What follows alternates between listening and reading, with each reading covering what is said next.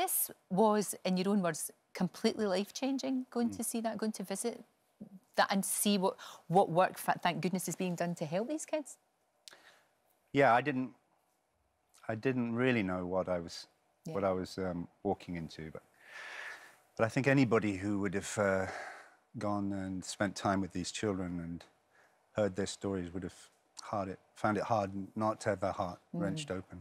I think that was one of the most inspiring things, is because a lot of the people working for World Vision over there are from their own country or from Africa or have been through the rehabilitation process. And yes, they've known a lot of that, but it was their resilience and spirit in the face of that completely broke me open, and it was quite a reflection, actually, in some ways, on how we live our lives over here. That's very true. Puts everything into perspective, doesn't it? And makes you realise what's really important. Yeah, totally. And yeah, no, I mean, to experience some of the stories that what those children have been through, to spend time with their families in the midst of that, and to witness them not only recovering but coming back strong with a real determination to make a difference to and to change their country as well. That's fantastic. That's the only way things will change, isn't it? That's the only way it will. It is, and I was totally blown away by the deep care that World Vision and many of the other NGOs out there give to their. There's been quite a lot of bad press for big charities. That's true. Recently, but I was so grateful that they're there, World Vision, doing what they're doing. And there's hundreds. And in a way, we're partly responsible. We went to Africa and colonised it and left it with a system that doesn't necessarily suit that culture. Exactly. So there's something, it's quite right that we're giving back as much as we can. No, we should be, of course. And the thing about what you do is it allows you, bizarrely, the job that you do allows you to go and see these amazing things. You can actually make a difference. You don't need to go, but it's fantastic that you do. Well, it's a gift for me. It's, to be able to go and spend time and sit with families in their traditional villages and be allowed in and trusted enough. And be accepted. Yeah, and it brings a balance to me. And no, also absolutely.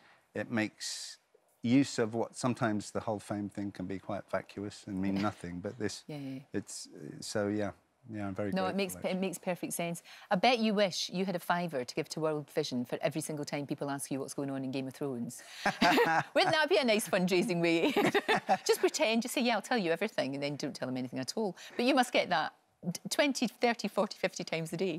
Well, they ask me, but actually, when I really face them with it and say, do you really want to know? No, we don't. You don't, we really don't. I don't want to know. I'm a fan. I've been trying to wipe out what I know is going to happen in this last season. The writers started enjoying channeling their sense of humour through him, and so it's his humour that's It's an amazing character to play. It really, really is, and it's global, isn't it? I don't think there's anywhere that you can go now, really, without people sort of shouting Game of Thrones at you and wanting to... It is amazing. It's really struck a deep chord. So many deep archetypes of our human condition in there. And yeah, there'll never, for me, I'm sure there'll never be another show like it. Did it kind of if you like, sort of, maybe, the passion for acting had maybe sort of gone a little bit? Did this sort of reignite it, perhaps, this part? It definitely did. I hadn't been on screen for 10 years. Gosh. And I had bought an old farm in Wales with the proceeds of my career with Robson and Simon. Of course.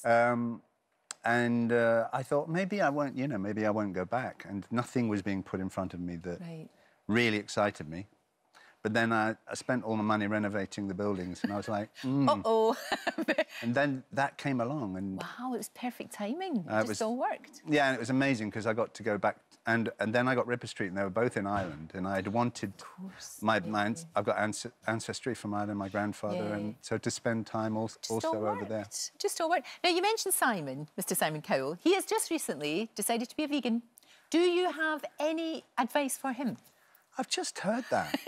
But that's wonderful. It's good, isn't it? And that it's wonderful that he's come out with that. Yeah. Because is that because that's a way of life that you yourself follow? It is. I think it's half of the world's land is being used for animal It agriculture. doesn't make any sense, really. We've got to change the way that we're living our lives. Yeah, eating more plant protein has to it makes happen. total sense. Otherwise, we're total stuffed, sense. really. It really does. So Simon can be a poster child. Yeah, well done, Simon. I think it's good. Yeah, I think it's really good. It's fantastic. It really is. And you mentioned Robson. I know you two of you are still mates, and that was a great time.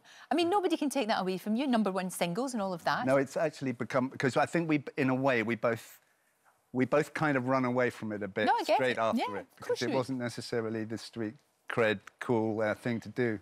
But now, as there's more distance, I think we both really appreciate it. You can look back on it with huge affection, as you should, as you absolutely should. Thank you for coming in and talking to me, and for all the work you're doing. I think it's remarkable for World Vision. Thank you, Lorraine. It really is. You're all heart, and I love you. Thank you. Oh, thank you. Cheers. You've cheered me up.